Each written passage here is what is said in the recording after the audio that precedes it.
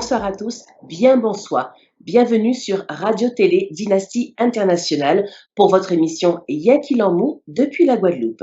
Je suis Myriam Bexangel et chaque mercredi, vous allez pouvoir découvrir ou redécouvrir la Guadeloupe. Comment est-ce qu'on mange, comment on s'habille, tous les sites à visiter, comment est-ce qu'on parle, toute la Guadeloupe, l'île aux belles eaux, c'est chaque mercredi sur Radio-Télé Dynastie Internationale. Et pour ce soir, pour la première, j'ai le plaisir d'accueillir un chef cuisinier, je dirais même un maître restaurateur, c'est le chef Jimmy Bibrac. À tout de suite.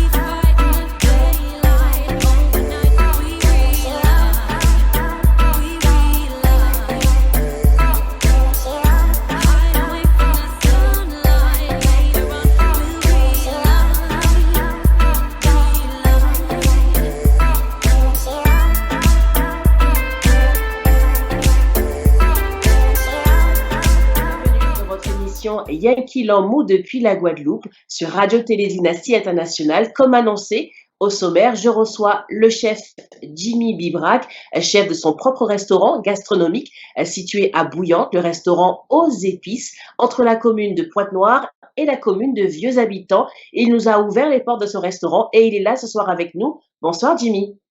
Bonsoir à tous, bonsoir à tous les internautes, bonsoir à tout le monde.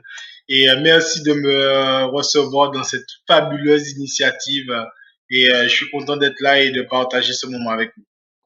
Je suis également ravie de te recevoir pour cette émission Yakilamou. On parlera d'abord de la cuisine. J'aime bien manger, j'imagine que toi aussi. Ah ben moi, j'adore faire plaisir aux gens. Donc on va s'entendre. C'est parfait. Avant de parler de ton présent, de ce que tu fais aujourd'hui dans ton restaurant, on va revenir un petit peu en arrière à ton enfance. Qu'est-ce qui fait que tu as eu envie de te mettre à la cuisine? Cette passion est devenue passion quand? Donc, cette passion, c'est toujours la passion de voir que quand ma mère, elle cuisinait, parce que ma mère avait un commerce et elle Oui. faisait des petits plats pour les gens qui venaient. Et on voyait que ces gens-là, c'était des gens qui, des fois, qui n'avaient pas les moyens soit de cuisiner ou qui n'avaient pas les moyens de se faire cette cuisine-là. Ces gens-là, on voyait le sourire, l'émotion que les étoiles dans les yeux quand ils reçoivent ce bonheur qu'on appelle les plats cuisinés. Donc, c'est vrai que c'est ce que ça a bercé mon enfance. Donc, maman cuisinait. Est-ce que tu étais dans ses pieds, dans la cuisine, à voir un petit peu? Oui, comme on dit, comme on dit, on est toujours dans les jupons de maman. Maman cuisine, et c'est vrai qu'on reste là, on prend les odeurs, on prend les différentes techniques, l'amour tout simplement de la cuisine. Hein, c'est pas vraiment des techniques, des choses comme ça, c'est plus le goût. À cet âge-là, se fait dans les bonnes odeurs et bien sûr dans l'amour de faire plaisir aux gens. Voilà, quand il fait ça, elle parce qu'il aime ça, donc je vais lui faire ça parce qu'il aime ça, je vais lui faire plaisir. Après sa journée de travail, ça va être compliqué, donc ça va le réconforter. Et dis-nous, quel était ton plat préféré quand tu étais petit, le plat de maman que tu aimais le plus? Donc aujourd'hui, c'est vrai que ça ne se fait plus, mais c'est vrai que dans on va passer un peu du coq à l'âne parce que mon père est un excellent cuisinier aussi. Aussi, c'est bien de le préciser. Voilà, c'est bien de le préciser. Et c'est vrai qu'une fois, ça a marqué aussi toute mon enfance. Et surtout que c'était quelque chose que normalement, qui était presque interdit dans le temps. C'est quelque chose où ça fait déjà plus de 40 ans. Hein. Donc, c'est pas au bout du jour, encore une fois. C'était un colombo de tortue.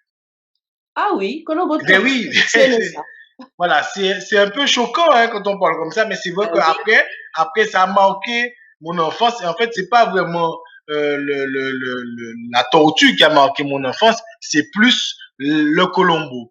Et c'est vrai que le colombo, c'est l'un de l'épice même massalée, la préparation colombo, c'est l'un de mes plats phares parce que ça représente aussi notre culture et notre diversité. Donc, une maman qui cuisinait bien, un papa aussi, mais ton papa avait aussi une autre casquette, il me semble, qui travaillait dans l'agriculture. Oui, mon père est exploitant agricole, donc d'où mon engouement et mon choix des produits locaux, de consommer local, de travailler avec les produits avec les producteurs de proximité, les produits de proximité. Oui, Ça me tient à cœur. très bien. Alors, donc, tu as eu une enfance bercée dans la cuisine, mais à quel moment as-tu dit, je vais décider moi aussi de me lancer là-dedans, dans la cuisine? Eh bien, c'est vrai qu'à un certain moment, après, c'est vrai qu'on on va à l'école, on est très bon en maths, on te dit, bon, prends cette option scientifique parce que tu es très bon en maths, très bon en Oui, physique, etc. Donc, finalement, on se lance dans ça, on prend tous les diplômes et après tous ces diplômes, à la fin de ces diplômes, on se rend compte que, bon, on ne sait pas forcément ce qu'on veut faire et on trouve un petit job d'été et là on commence à faire la plonge dans un restaurant. Et je pense et que c'est et je pense que c'est le plus beau jour de ma vie professionnelle, je parle. la plonge a été le plus beau jour de ta vie Voilà, professionnelle. parce que c'est vrai je suis rentré dans cet univers Oui, de professionnels de la cuisine où derrière on te sensibilise que la restauration ça passe déjà par la propreté, très par bien. l'organisation. C'est déjà tout ça. Et une fois qu'on a compris tout ça, on monte les échelons petit à petit et au bout d'un certain moment, on se retrouve directeur du restaurant où on a commencé à faire la plonge. Excellent, très beau Voilà, parcours. Et voilà. du Donc coup, c'est, j'imagine, lorsqu'on sait très bien cuisiner comme toi, parce que j'ai eu l'occasion de goûter ta cuisine, tu as des amis qui te demandent souvent de cuisiner pour eux? eh bien souvent parce que de toute façon les amis en fait quand on est au début et jusqu'à maintenant, généralement les amis ne demandent jamais qu'on cuisine parce qu'ils savent que déjà c'est notre métier, ils se disent ouais toute la semaine le mec il est là-dedans, on va pas lui redemander. Et en fait le truc c'est que c'est nous comme on est fou amoureux justement de faire plaisir aux gens, on se dit non si vous vous réunissez c'est moi qui fais le repas, c'est obligé. Tu vois, et en fait, on se sent pratiquement obligé de vouloir faire plaisir aux gens parce que, bon, on a ce savoir-faire et derrière, on sait qu'on va contribuer à ce que derrière, les gens ils passent un bon moment. Et c'est vrai que pour moi, c'est vraiment très, très important dans mes établissements que le client ne mange pas bien ou bien n'est pas seulement bien accueilli, mais qui passe un bon moment. Et en fait, ça regroupe un peu l'accueil, depuis l'accueil téléphonique jusqu'à raccompagner le client et le remercier d'être passé nous voir. Et du coup, merci pour ces réponses, Jimmy. Pour devenir chef cuisinier, et puis on parlera plus tard en 2015 de ton titre de maître restaurateur, mais d'abord pour devenir chef cuisinier, quelles sont les études que tu as faites ou celles qu'on devrait faire si on veut devenir comme toi, un grand chef? Donc déjà, pour être chef cuisinier, il faut déjà avoir son CAP, son BEP, Oui, son bac, si on peut l'obtenir. Et surtout, ce qu'il faut, c'est qu'il faut avoir cette âme de manager. Il faut aussi avoir cette empathie envers les autres et envers ses collègues. Et moi, c'est vrai que moi, en fait, je me suis pas auto-proclamé chef. C'est oui, un jour, le personnel qui m'entourait, parce que je vous ai dit que je suis passé de la plonge à un jour devenir directeur de restauration, mais en passant, parce que tu as aussi le rôle du chef, mais après le directeur de restauration, c'est encore une autre fonction. Et c'est vrai que c'est les gens qui sont autour de toi qui voient que tous les jours, tu leur donnes une direction, que tu prends les responsabilités, que tu les assumes, qu'elles soient bonnes ou mauvaises, et que tu prennes toujours. Et un jour, tu te réveilles et tout le monde te dit oui, chef, excusez-moi, oui, bonjour, chef, etc. Et tu l'acceptes parce que tu sais que tu as toujours pris tes responsabilités, tu es fier de les représenter et ça devient naturel après derrière. Aujourd'hui, on me dit que je suis un grand chef. Eh bien, très bien, je l'accepte, mais derrière, il y a aussi toutes les responsabilités et les devoirs que ça implique très pour le bien. rester. Donc, tu as commencé par le CAP, mais du coup, est-ce que tu es parti en dehors de la Guadeloupe ou tu es toujours resté ici? Donc, c'est vrai que je suis les études proprement dites, je les ai toujours faites en Guadeloupe, mais c'est vrai que j'ai eu toujours ce regard vers l'extérieur. Parce que pour moi, on peut pas rester et se dire, voilà, je suis le nombril du monde, ma cuisine, c'est la meilleure. Non. C'est important de se dire et de se poser sur ses origines, d'où on vient, comment c'est fait, etc. Et c'est vrai que la gastronomie française, puisqu'on fait partie de ce patrimoine français, donc cette gastronomie française, c'est vrai que j'ai tenu à m'informer sur comment elle a été faite, comment elle a été conçue, quelle personne qui est à la base de cette gastronomie. Et pour ça, c'est vrai que j'ai dû partir faire des cours formation là-bas. C'est toujours un peu comme des échanges où derrière, on va une semaine à un mois chez soit un chef étoilé, soit un mort, soit un deux étoilés, soit un chef tout simplement Oui. qui est prêt à partager avec nous. Ça m'arrive de faire des cuisines à quatre mains avec des chefs de la Martinique, Ah, des chefs de la Guyane, des chefs de partout dans le monde. J'aime bien échanger comme ça, faire une coopétition en quelque sorte, hein. C'est pour ça que j'adore les concours aussi. Donc compétition voilà, sucrée. c'est toujours pour dans cet esprit d'échange avec l'autre pour que derrière ça puisse enrichir en fait notre culture. Pas de produits parce que nous les produits là où on est placé on a tous les produits, mais surtout des techniques de mise en valeur des produits. Très bien. Merci Jimmy, chef Jimmy Vibrac. Nous sommes sur Radio Télé Dynastie Internationale dans votre émission Yen Mou. On revient après.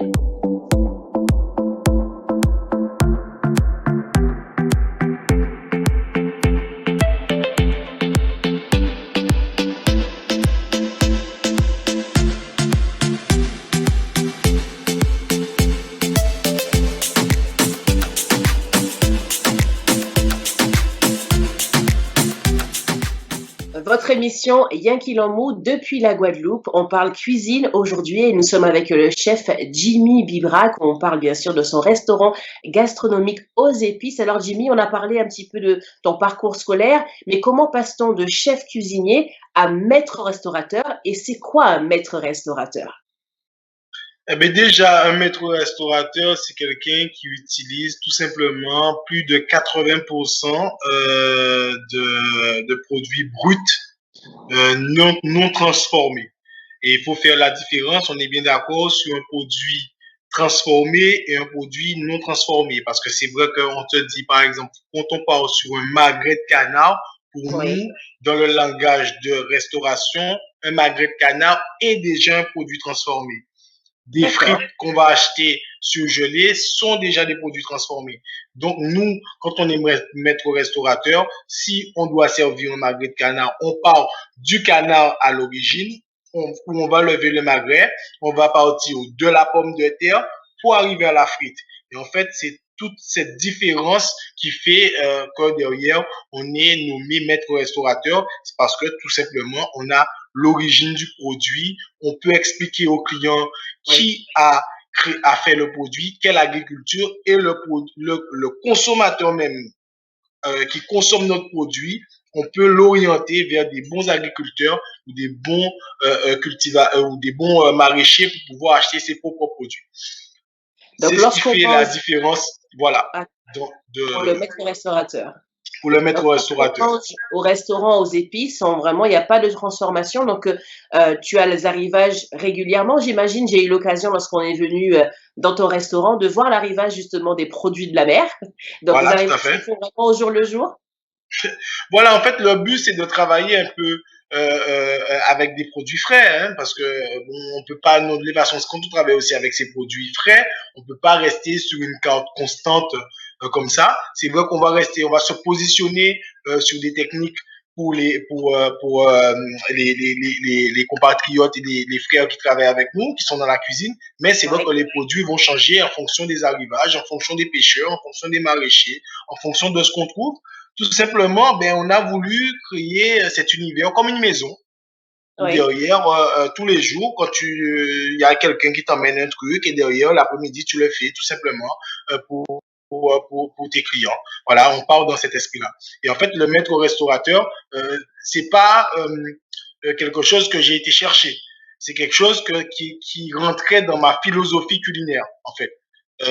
Donc, comme quand en fait, ils sont venus nous voir, ils nous ont dit, voilà, vous rentrez dans ce cadre, et derrière, ce serait bien que vous soyez maître restaurateur, puisque comme vous l'avez fait sans forcer, vous aurez pas de difficulté à expliquer à d'autres collègues à vous comment ça fonctionne, comment il faut faire pour accéder au titre de maître restaurateur. C'est pour ça qu'au début, on était, je crois, 3 ou 4. Aujourd'hui, on va toucher la vingtaine. Donc, sur l'île. Donc, c'est beau. Et il y en a d'autres encore parce que derrière, ça ramène aussi une clientèle parce qu'il y a une vraie profondeur dans l'acte et le client est au courant que c'est pas, en fait, puisque c'est la préfecture qui délivre le titre et c'est Veritas, comme quand tu mets de l'électricité chez toi, qui vient vérifier tes factures, ton fonctionnement, si tu ajoutes de tes cotisations salariales, sociales, patronales, tout un ensemble qui fait que derrière, tu peux être maître restaurateur.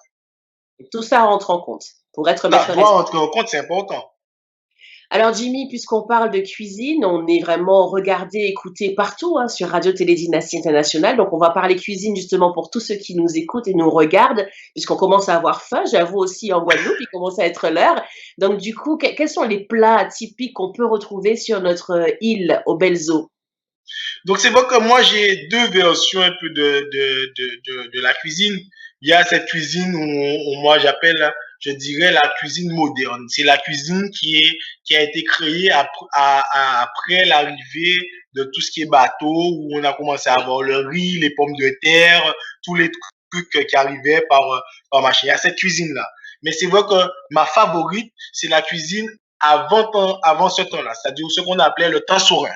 Le temps serein, c'est-à-dire avant l'arrivée de tous les produits que je viens d'énumérer, où derrière, on avait le bébélé, on avait, pour moi, les bons plats, c'est le bébélé, c'est la soupe à Congo, c'est le migan, voilà, c'est le chaudage, voilà. En fait, c'est toute cette cuisine-là que moi, j'adore, la cuisine qui te prend aux tripes avec la viande fumée, avec le poisson fumé, avec les pois, avec les racines, avec les herbes, les fleurs, les feuilles qui nous entourent. C'est cette cuisine-là, en fait, qui est un peu mixée avec tous les premiers, on va dire, entre guillemets, parce que bon, il y a tellement d'arrivants en Guadeloupe, mais tous les premiers, c'est-à-dire le mélange des Indiens des Caraïbes qui sont descendus d'Amérique et les esclaves qui sont arrivés et en même temps le croisement avec les Indiens qui sont restés. Et en fait, on a cette cuisine. C'est pour ça que je t'ai dit que moi, j'aime bien le Colombo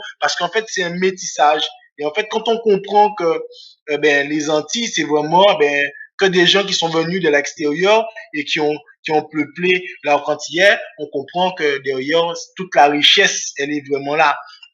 Et c'est pour ça que cette cuisine-là, après, cette cuisine-là encore, elle a évolué après l'arrivée de tout ce qui était conteneur et tout, et elle s'est encore amplifiée, et aujourd'hui, elle s'amplifie encore parce que pour moi, la vraie cuisine terroir, par exemple, nous, on plante des figues, on plante des fraises, on plante des mûres, on plante des framboises, tu vois, et on peut pas dire que c'est pas des produits locaux, puisqu'ils sont, ils poussent ici. Donc, c'est important de le souligner et de voir que c'est une cuisine qui évolue, mais qui reste créole, parce que, par exemple, on a un Africain, quand il vient manger dans mon restaurant, il reconnaît, en fait, sa cuisine. Mais il me dit, en fait, c'est une cuisine qui a voyagé à travers les siècles, à travers tout ça, mais il ressent, en fait, la vibration de son histoire à travers la cuisine.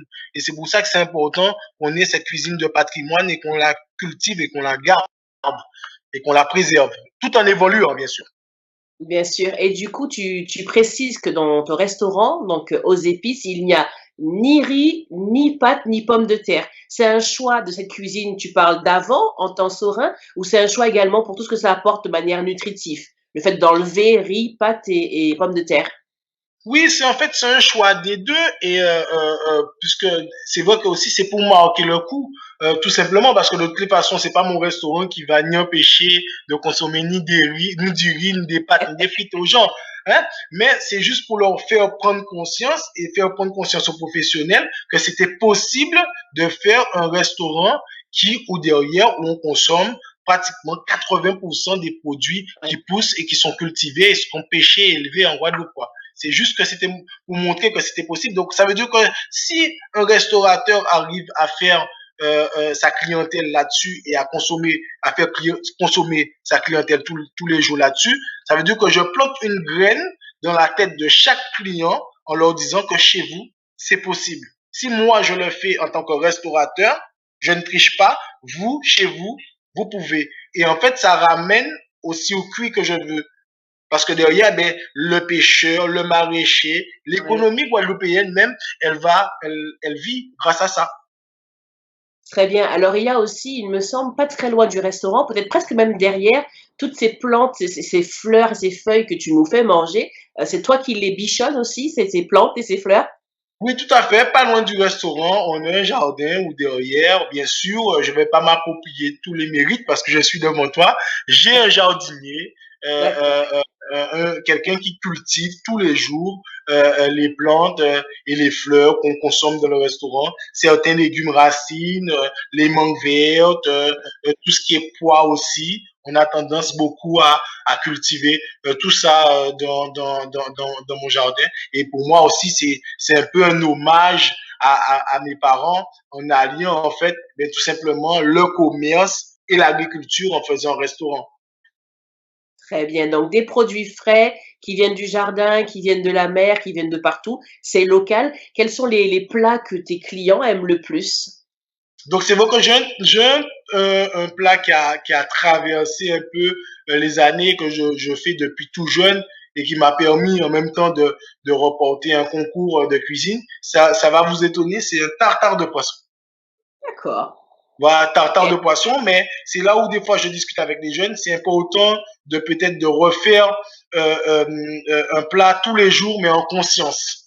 Pourquoi je dis en conscience? C'est-à-dire que avoir cette maîtrise du plat, savoir quel poisson, quel agrume, quel assaisonnement, quelle température, avec quoi l'accorder de façon à ce que ça devienne un grand plat. Donc ça peut être tout simplement une omelette, hein, comme je dis toujours. Il y a l'omelette parfaite, comme il y a le tartare parfait. Et c'est vrai que moi je suis un peu de ces gars qui aiment chercher le geste parfait parce que derrière, je sais que le client va le déceler et va le percevoir et va me faire confiance par la suite. Et en parlant justement de gestes parfaits, lorsque nous sommes venus dans ton restaurant, tu as dit bienvenue dans mon labo. Tu considères ta cuisine comme un laboratoire chimie où tu mélanges plein de choses jusqu'à ce que tu trouves la meilleure recette? Donc, en fait, c'est vrai que oui, je considère ma cuisine comme un labo, tout simplement parce que déjà, le thème laboratoire, déjà, ben, un labo, c'est toujours clean, Ouais. c'est toujours propre, puisqu'on fait des analyses, on doit faire attention à ce qu'on fait. Déjà, c'est déjà bien de le placer comme ça, parce que la propreté est au cœur, même toi-même, tu as pu le constater quand tu es rentré. Hein? Donc, la propreté, c'est vraiment important. Et après, derrière, oui, c'est l'endroit où on fait tous les tests. Mais c'est vrai que je ne m'attribue pas, par exemple, on va dire, d'avoir créé une carotte. Hein? La transformation, peut-être l'accorder avec quelque chose, oui, pourquoi pas. Mais c'est vrai que on sauve pas des vies, hein. On fait des alliances. La nature fait des alliances que nous derrière on va transformer, on va sublimer, etc. Les clients vont apprécier, mais c'est vrai que c'est la nature même qui fait tout le travail. Très bien, Jimmy Librac, chef Jimmy Librac. On marque une courte pause et on revient pour continuer à parler de ta cuisine dans ton restaurant gastronomique aux épices.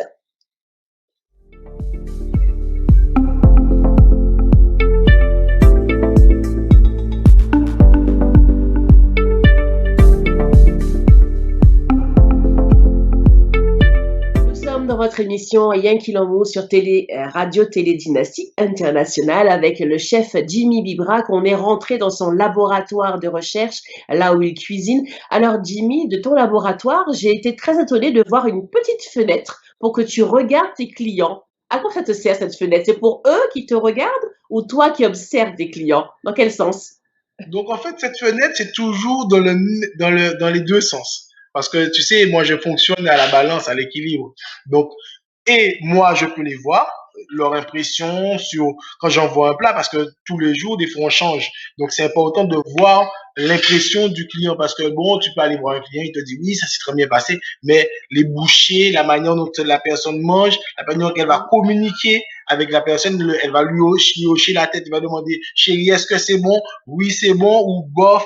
Voilà. Et en fait, c'est là où tu arrives à savoir. Et en même temps, il y a cette transparence où derrière, à travers cette lunette, tu décèles la tenue du cuisinier, de savoir si sa tenue est propre, si son tablier est propre, si l'intérieur de la cuisine est propre. Et en fait, cette fenêtre, c'est en fait cette passerelle entre l'univers de la salle et l'univers de la cuisine, un peu où tu es comme un chef à domicile, où tu vois le chef travailler. Et pour moi, c'est vraiment important d'avoir cette transparence. Alors, une chose qui m'a marqué, chef Jimmy Librac, lorsque je suis venue à ton restaurant faire un petit reportage, on a pu manger également et tu as dit que de l'apéritif, la boisson apéritif jusqu'au dessert, on pouvait avoir des plats spécialement que fumés. C'est quoi ce concept? Tout à fait. Explique-nous. Donc en fait, c'est vrai que nous on a vraiment envie de donner un sens à notre cuisine. Donc alors on part sur un esprit, on se dit voilà, sur ce mois-ci, on va partir sur cet esprit boucané. Donc là, Oui, on est parti sur un esprit boucané. Deuxième ligne directrice dans notre cas, c'est la mangue. Donc, on s'est dit que c'est la période de la mangue, même si on n'est pas encore en pleine période de la mangue, mais on commence à avoir les mangues vertes et on en a beaucoup. Donc, on est parti sur un cocktail à base de citronnelle et mangue verte fumée. oui, Après, sur le plat, soit on part sur une version salade de chartreux boucané toujours, donc on a cet esprit fumé, ou soit on part sur l'esprit poisson coffre en salade, mais fumé. Après, on part aussi, on a deux plats qu'on fait à la carte. On a le bœuf qu'on va boucaner 4 heures et ensuite qu'on va cuire 12 heures de façon à ce qu'on ait vraiment quelque chose de très fondant, mais toujours dans cet esprit boucané. Et on part aussi sur une volaille fermière qui a plus de 12 mois parce que j'aime pas les jeunes poulets. J'aime bien oui. des poulets qui ont vécu toute leur vie en liberté avec une grosse crête bien rouge. Donc, c'est des choses qu'il faut cuire longtemps. Oui. Donc, c'est vrai que manger de la viande, c'est déjà, mais si on doit manger de la viande de qualité. C'est ce que je répète à mes clients en petite quantité, mais de qualité. Et c'est vrai que partir sur cette note fumée, sur cette viande, c'était exceptionnel. Et bien sûr, on finit aussi sur des desserts avec des coulis, des glaces fumées, Oui. etc. Donc, on part en fait, on a d'autres plats qu'on met à la carte, mais on a ce menu avec cette ligne directrice mangue verte, mangue mûre, poisson et crustacés fumés. Voilà. Alors justement, tu parles de petites quantités. Ce qui m'a également surpris dans ton restaurant, c'est qu'en général, lorsqu'on pense à un restaurant gastronomique, on se dit, on va avoir des toutes petites choses au fond d'une très grande assiette et que lorsqu'on va partir, ben, on va aller acheter un beau kit parce qu'on aura faim. Et c'est pas du tout le cas chez toi. C'était effectivement des quantités raisonnables et quand on est parti, on était vraiment rassasiés. Donc gastronomique n'est pas égal à petite chose. Donc, alors, c'est vrai que moi, souvent, ben, le mot gastronomique, ça vient déjà du mot gastrique. Ça veut dire Oui. réguler l'estomac. Après, le but, c'est pas de copier un modèle économique en se disant, voilà, en métropole, voilà, les gens, ils font comme ça. Non. On est sur une île, on a une culture créole, on a cette Et on réputation aime aussi bien de bien manger. manger. Voilà, de bien manger. Donc, on doit coller aussi à notre culture. Donc, on fait de la gastronomie créole. Donc, voilà, c'est normal que derrière, que les choses soient jolies, raffinées, bien présentées, mais généreuses parce que la générosité fait partie de notre patrimoine. Donc, on ne peut pas dire qu'on fait une gastronomie créole et se dire qu'on colle pas à l'identité. Alors, sans tout nous dévoiler, puisqu'on parle de cuisine aujourd'hui, on fait découvrir au monde entier la cuisine de la Guadeloupe. Tu as parlé donc de mangue verte, tu as parlé de poissons, de poulets fermiers. Quels sont les produits clés que tu utilises, les légumes et les fruits qu'on va retrouver ici en Guadeloupe dans tes plats? Donc, voilà. Donc, alors, il y a un truc que j'aimerais rectifier avec toi. La cuisine Pourquoi? n'a pas de secret. La Ah oui, cuisine, le secret de la cuisine, c'est le partage. très Voilà. bien. Et ça, j'aimerais que tous les internautes et tout le monde l'appliquent. Le secret de la cuisine, c'est vraiment le partage. Et c'est vrai que moi, dans ma cuisine et dans mon jardin, le but, c'est d'utiliser beaucoup de produits qui poussent très vite. C'est-à-dire Ouais. que je vais utiliser beaucoup de courges, beaucoup de patates douces, beaucoup de, toute la variété d'haricots, de pois, de maïs, des choses comme ça. En fait, des aliments qui ont un circuit court de floraison ou à la récolte. Tout simplement parce que ben, derrière, on est de plus en plus nombreux et tous les produits qui prennent beaucoup de temps à pousser, eh bien, ils ont besoin de beaucoup d'énergie, beaucoup d'eau, d'énergie humaine, d'énergie fossile, etc. Et quand Ouais. on part sur des aliments qui poussent vite, mais qui ont beaucoup de nutrition, qui ont besoin moins de soins, donc moins de produits, moins de main-d'œuvre, moins cher, et derrière, nous, on peut valoriser le produit. Plus le produit nous coûte moins cher à l'achat, plus on peut le valoriser, plus on peut aller loin dans sa manipulation, dans sa transformation.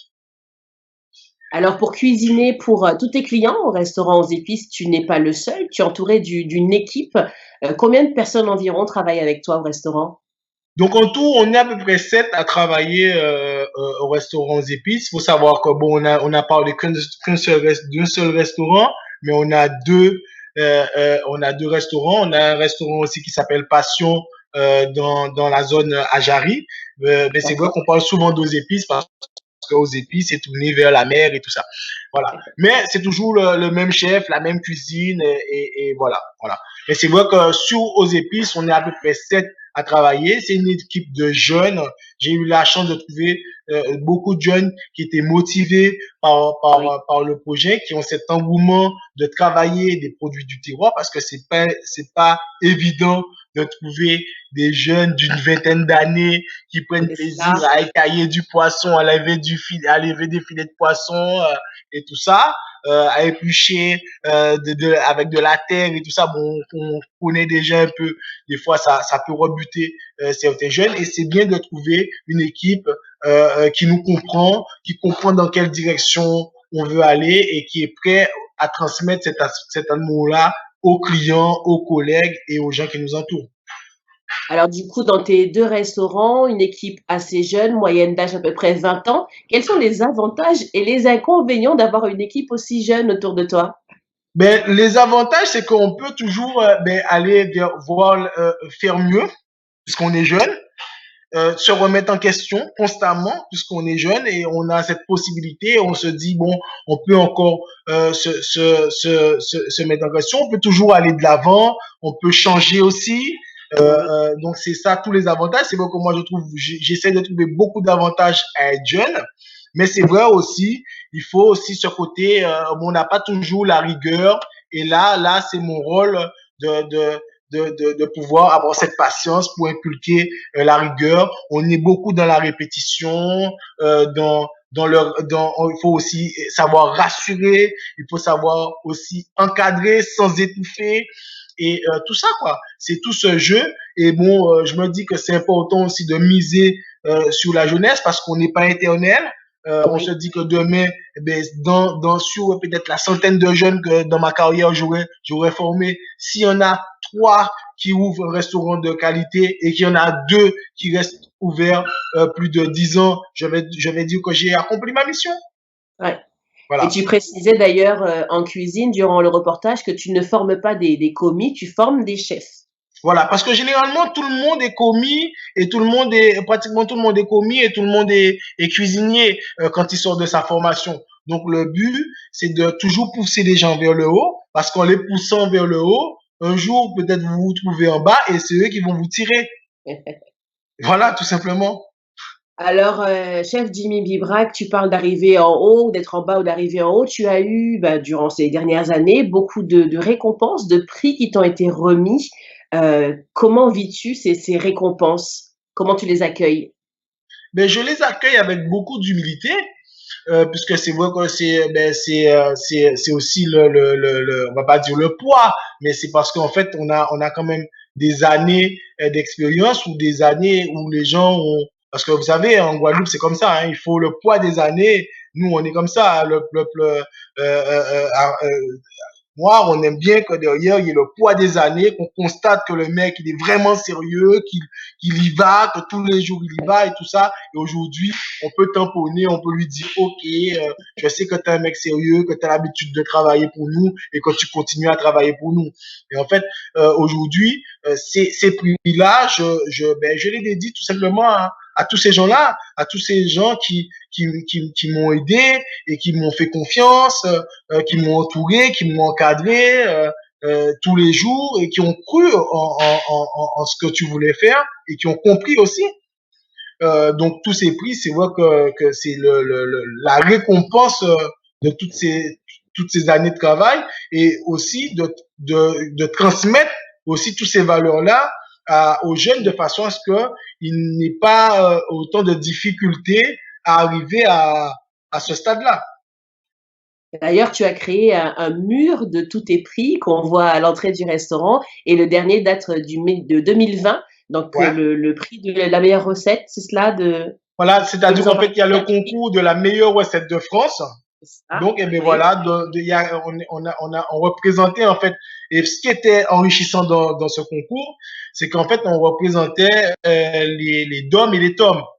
Donc, on représentait en fait tout cet univers. Et moi, j'aime bien, et je me suis aussi, j'ai endossé un peu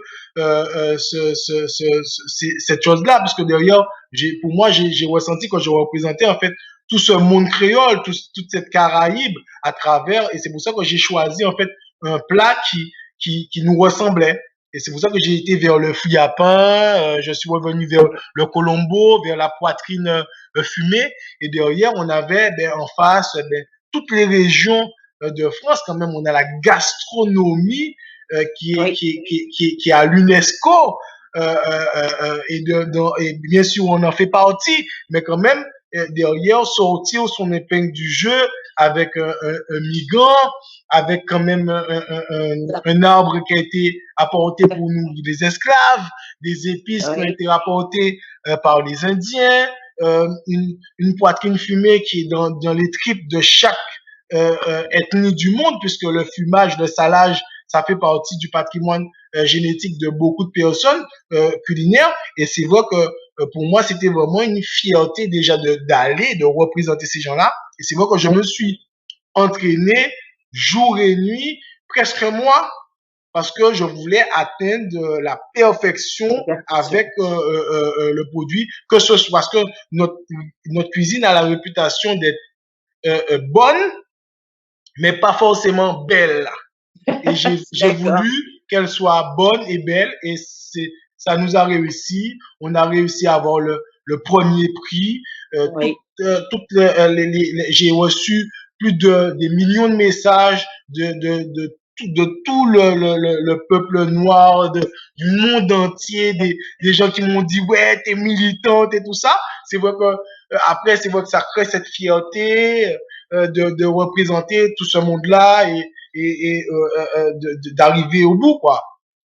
Parce qu'on sent cette fierté, des gens qui vous croisent, qui vous remercient, qui vous, voilà, et ça me rend encore, et ça me donne encore plus d'humilité.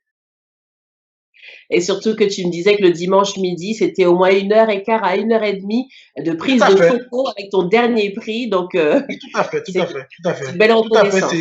Et bon, il y a beaucoup de gens qui auraient dit, ah non, j'en ai marre. Non, mais c'est vrai que pour moi, je tiens à remercier chaque personne qui était derrière son poste de téléviseur et qui s'est senti aussi heureux que moi d'avoir remporté ce prix, quoi. C'est vraiment top, moi, et de partager ça avec les gens, parce que pour moi, comme je vous dis, hein, la cuisine, c'est du partage. C'est du partage et c'est ça. C'est pas autre chose.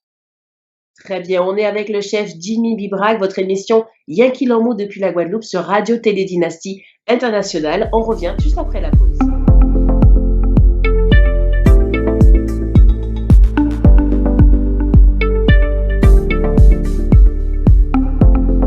Nous sommes donc l'émission Y'a qu'il en mots depuis la Guadeloupe sur Radio Télé Dynastie Internationale avec le grand chef cuisinier et maître restaurateur Jimmy Bibrac. On a parlé de ton enfance, comment ça a commencé la cuisine, ton parcours scolaire, tes nombreux prix et tes 2 restaurants. Mais pour réaliser tout ça et pour aller, j'imagine, toujours vers l'excellence, tu as besoin en plus d'une belle équipe, d'un accompagnement autour de toi, la famille, qui à côté de toi t'accompagne dans cette belle aventure de cuisine.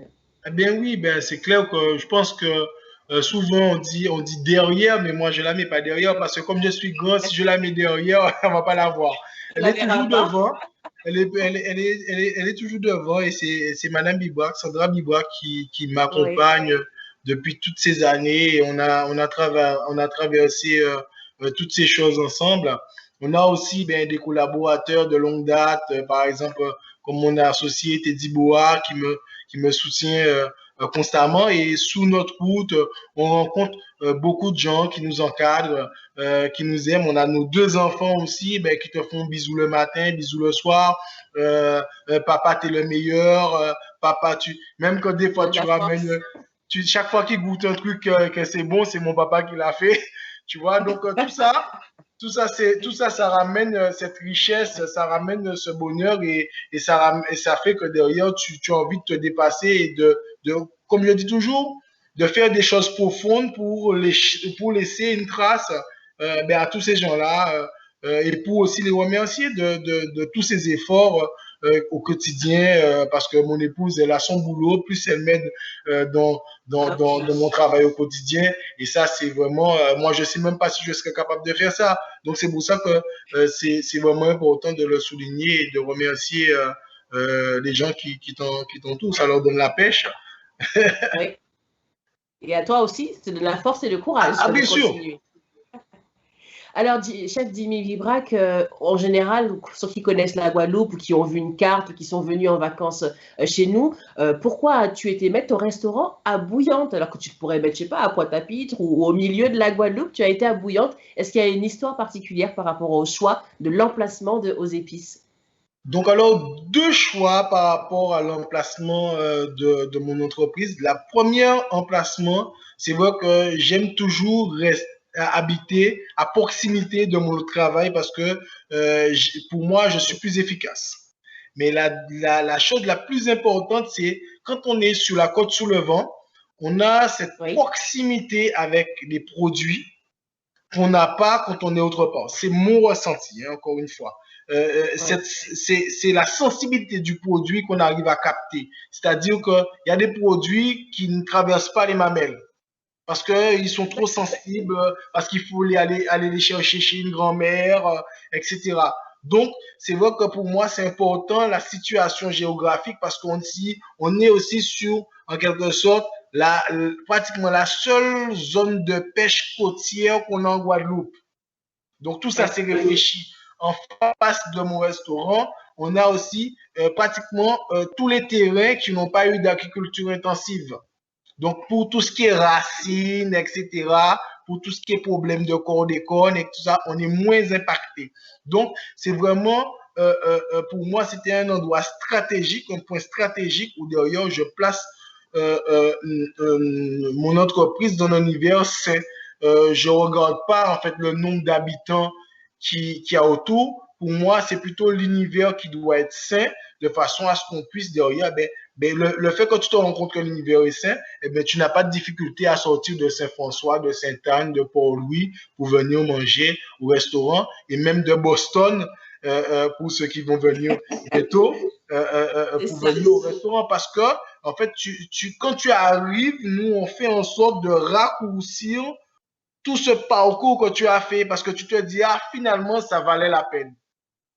Et en Oui, fait, je veux que chaque client qui passe chez moi se dise, oh, mais je sors de là, j'ai attendu tout ça de temps, on m'en a parlé, j'ai vu à la télé, mais quand là, je suis dans le concret, ça vaut vraiment la peine et ça vaut vraiment le détour. Et en fait, toute ma stratégie commerciale est basée là-dessus.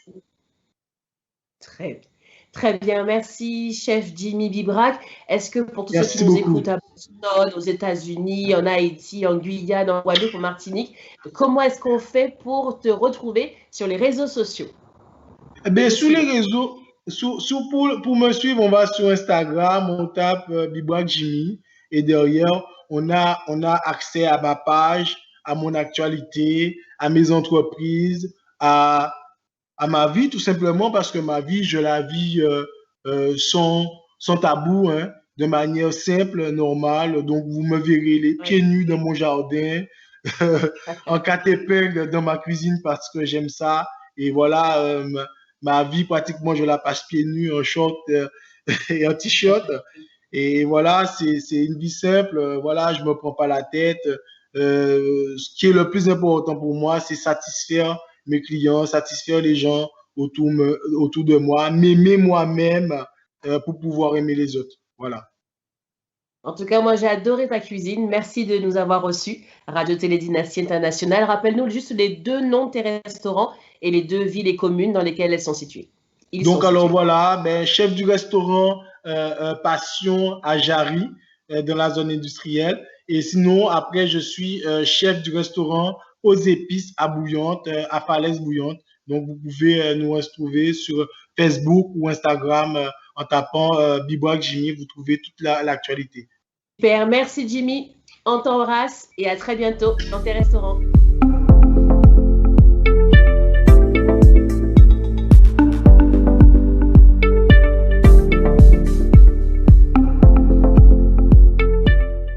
Eh bien, merci d'avoir été avec nous sur Radio Télé Dynastie Internationale pour l'émission Yankilamou. Une émission ne se réalise pas seule. Je tiens à remercier également Rochely Desgranges pour la réalisation, pour la partie technique.